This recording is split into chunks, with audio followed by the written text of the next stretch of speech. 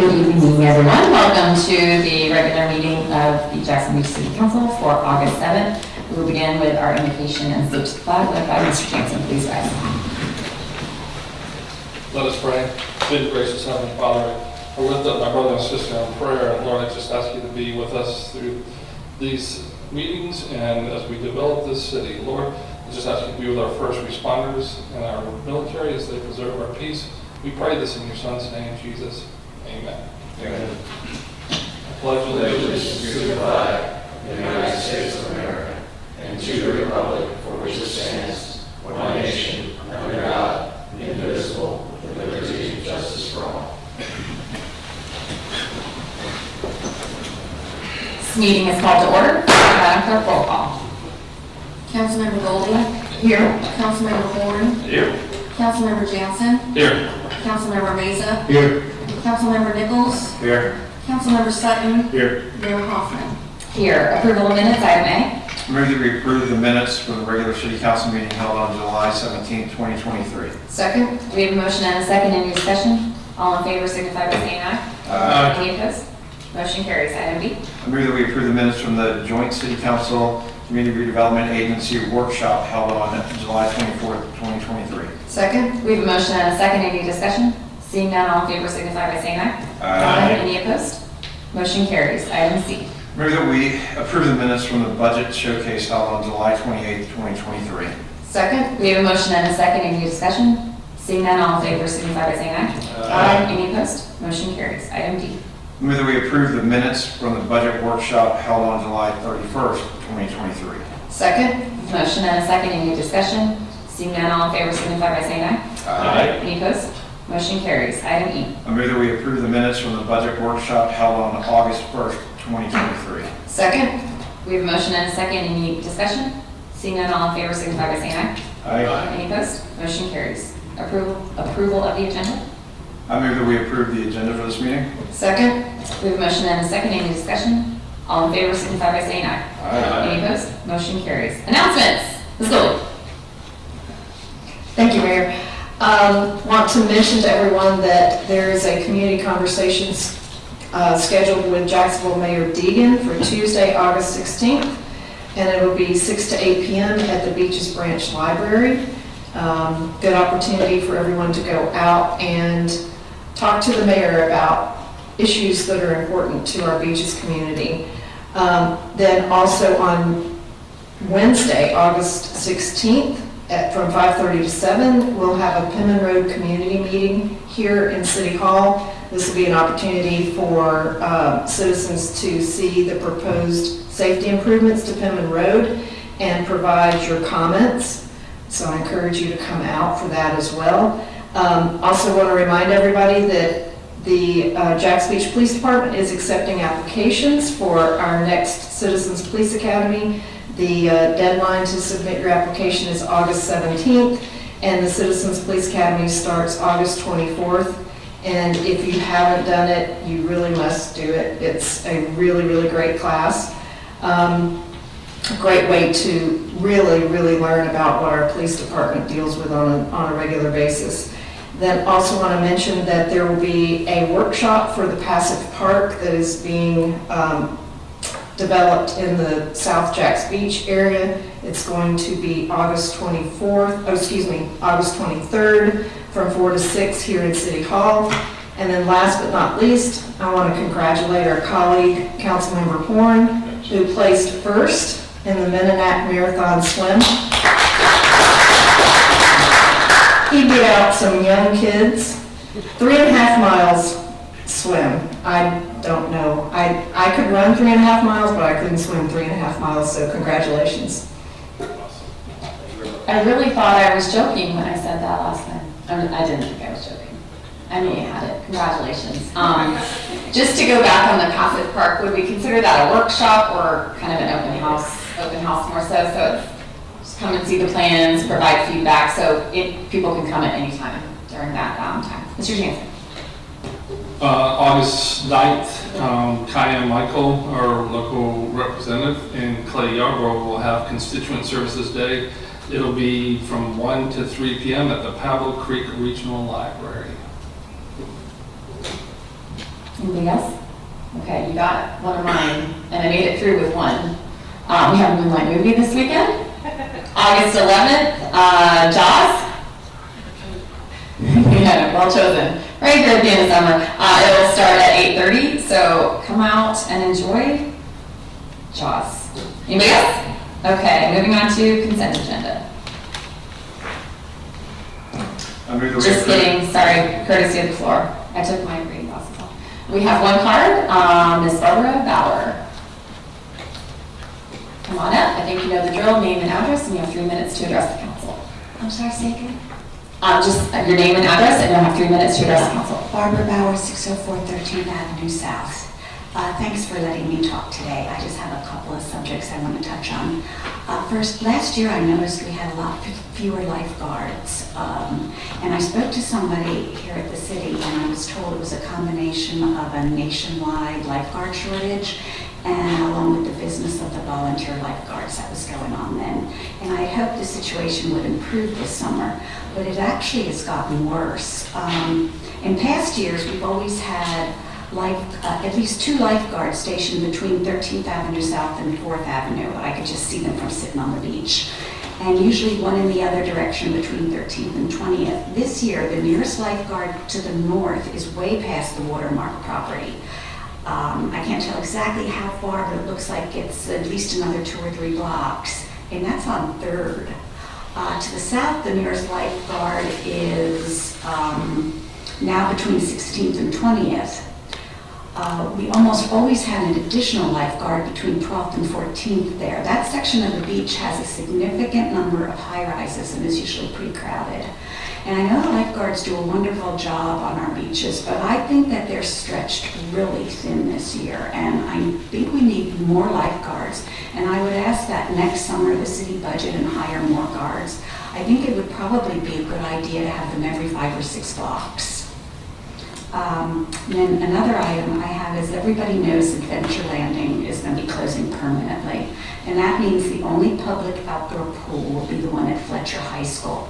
It's a very nice lap pool with a diving area, but it's not very small children family friendly.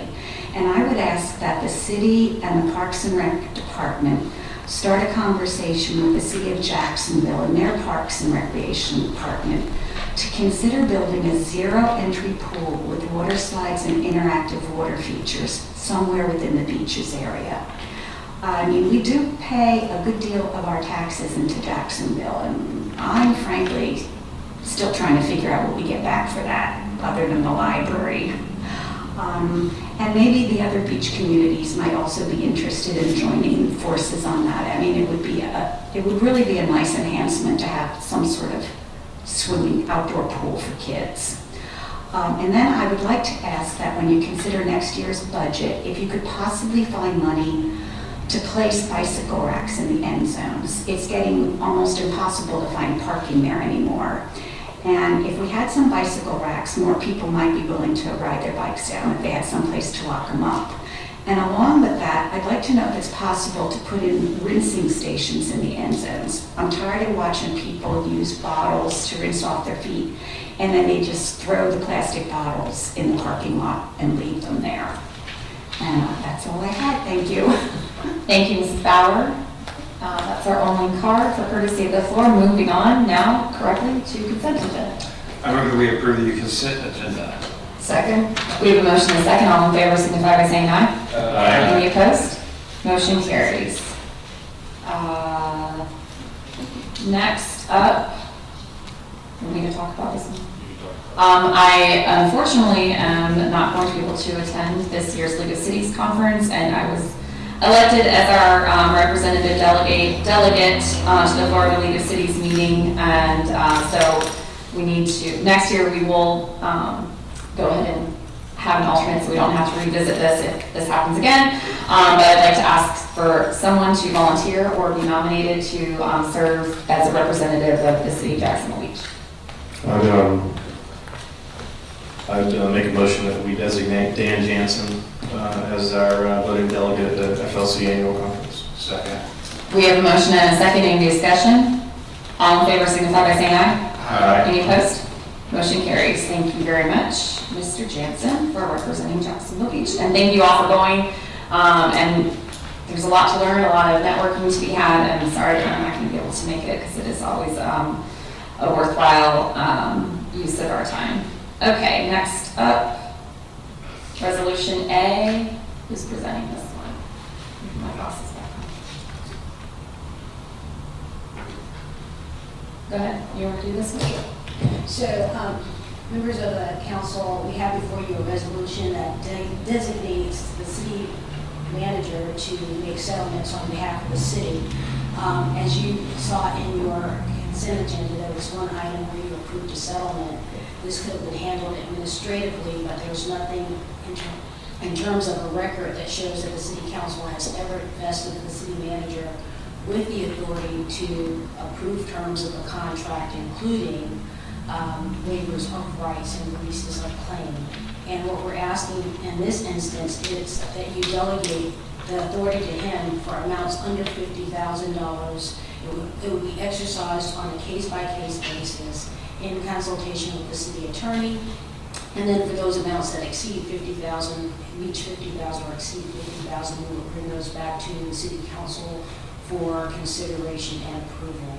I respectfully ask that you approve this because it will aid us in doing things administratively.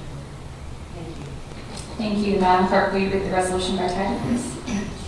A resolution of the City of Jacksonville Beach, Florida, delegating authority to the city manager to settle claims made by, on behalf of, and against the city for an amount under $50,000, and as part thereof, agree to release or waiver of claims or rights, providing for adoption of recitals, repeal of prior inconsistent resolutions and council decisions, severability, and an effective date.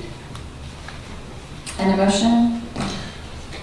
I move that we adopt resolution number 2148, 2023, delegating authority to the city manager to settle claims made by, on behalf of, and against the city for an amount under $50,000, and as part thereof, agree to release or waiver of claims or rights.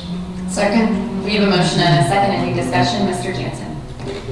So I think when it comes to this authority, I think 50,000, though it's a generous amount, I think it's a little lacking when we have an annual budget of millions. I think that number should be higher, and I think that we have enough faith between our city manager and our city attorney that if it needed to be brought in front of us, they would do that. So I think the number should be, well, quite frankly, I think it should be 100,000, but I'd be willing to settle on 75,000.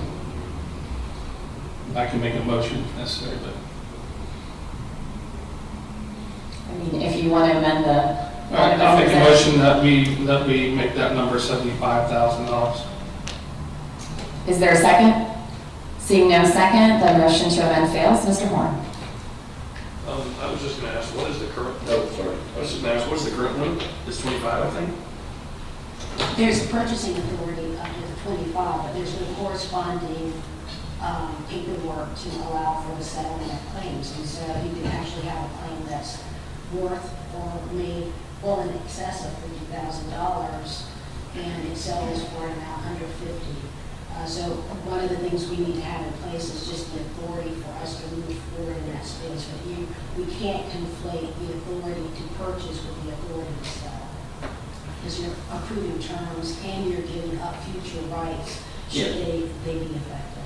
Correct, but yeah, but I just didn't know if there was an actual limit, so there is no. There's nothing in place at all. So there's nothing in place, so everything that comes in, if somebody wants $500 from the city, it still has to come to council, or how would it? We haven't had to address that in this context before. I believe it has been done administratively, historically. So we're codifying this. So once we got this particular claim and the discussion was raised to the level, does the city manager actually have the authority to approve this?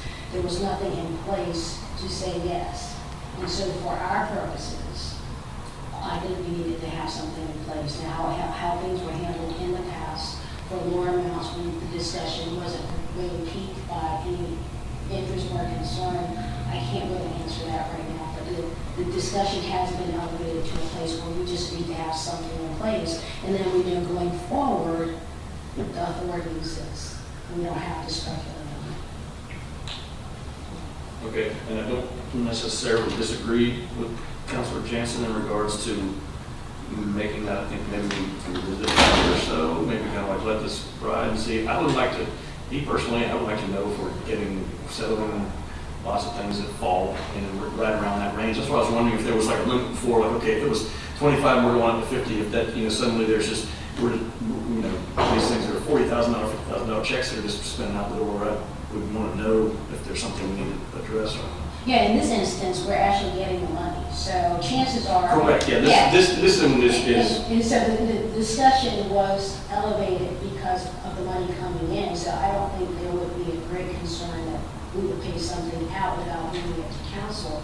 We have in the past had shade meetings where there was some pending litigation, and there was a discussion as to whether or not things should be settled for whatever amount the council determined would be appropriate.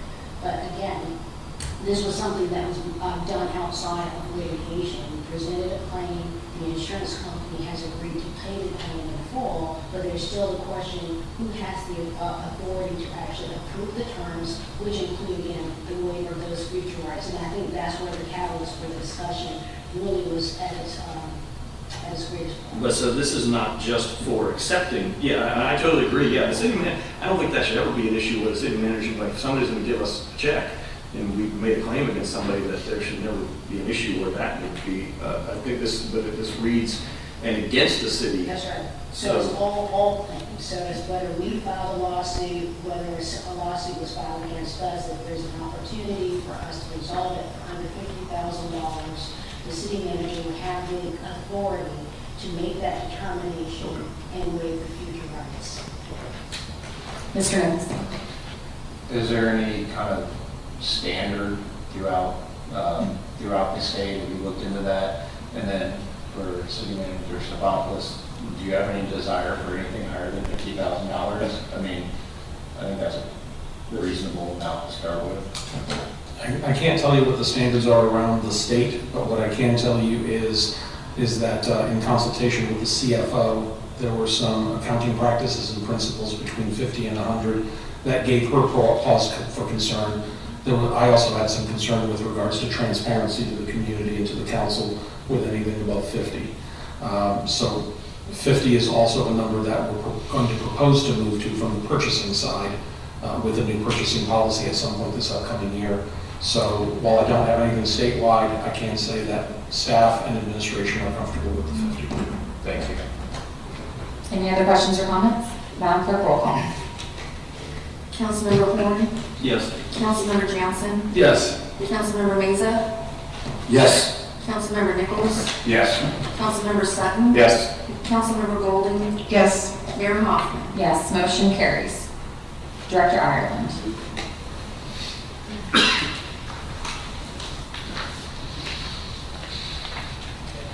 Good evening, Mayor and Council. Heather Ireland, Planning and Development. So I have two ordinances in front of you tonight, but I'll talk about each one of them separately as they're in separate parts of the code, but both are related to bills that were passed this past legislative session. The first one is House Bill 1561. That was our local bill where we requested that the state of Florida allow smaller restaurant establishments in our downtown incentive zone, which is the same area as our central business district zoning. So the changes to Chapter 4, which is alcoholic beverages, and I'm just going to flip through the ordinance and go over each one real briefly with you.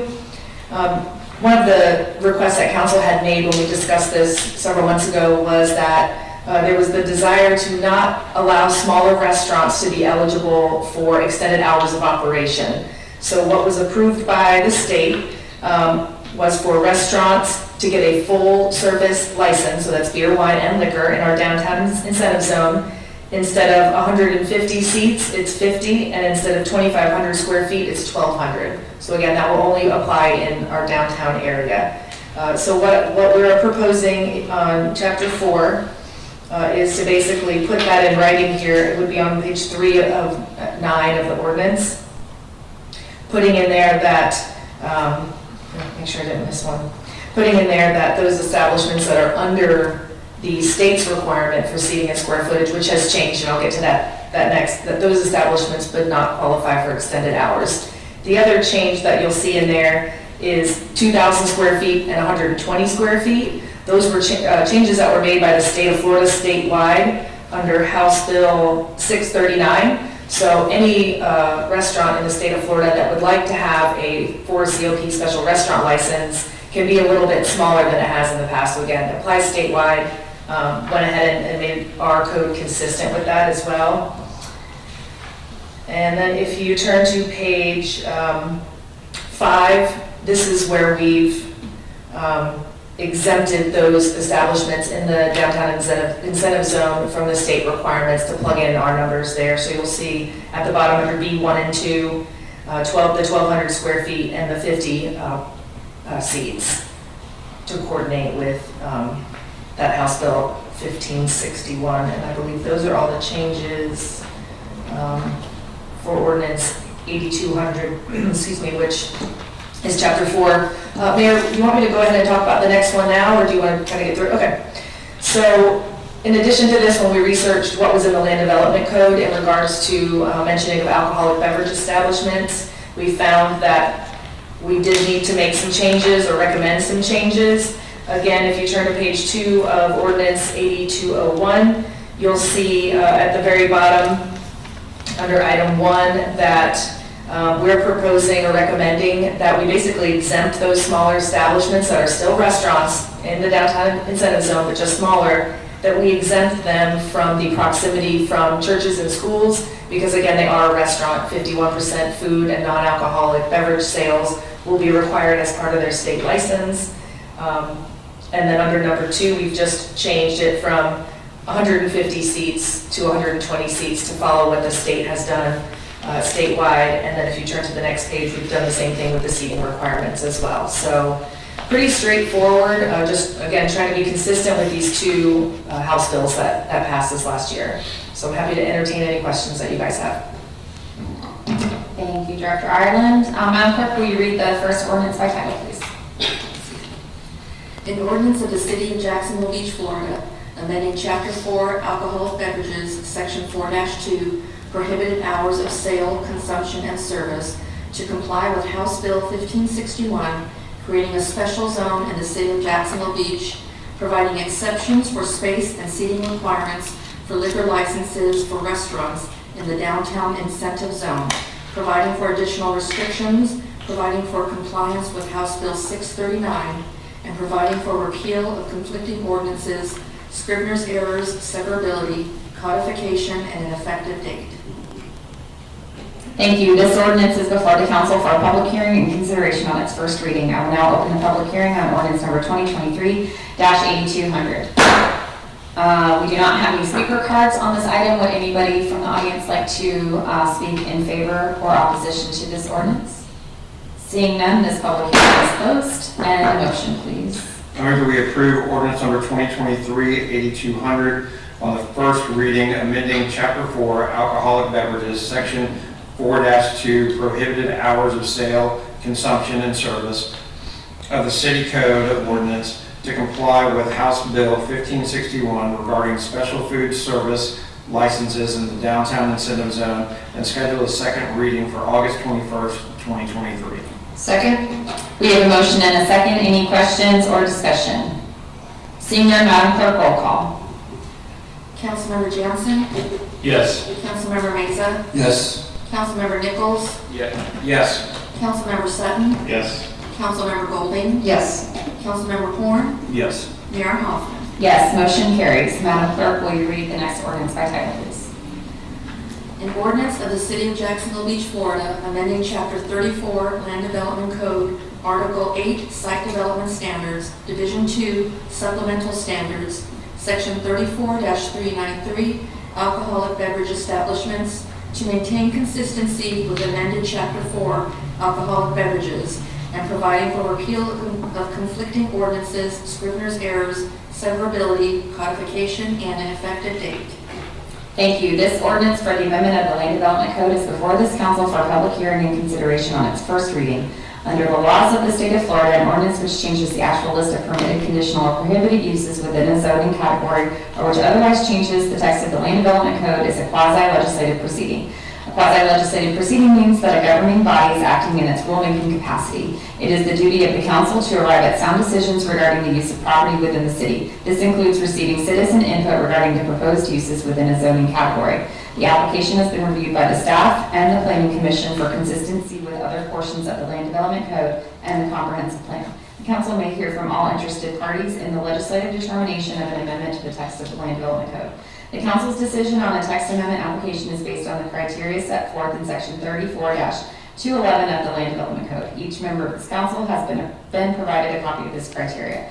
I will now open the public hearing on ordinance number 2023-8201. Applicant or spokesperson for the applicant? None.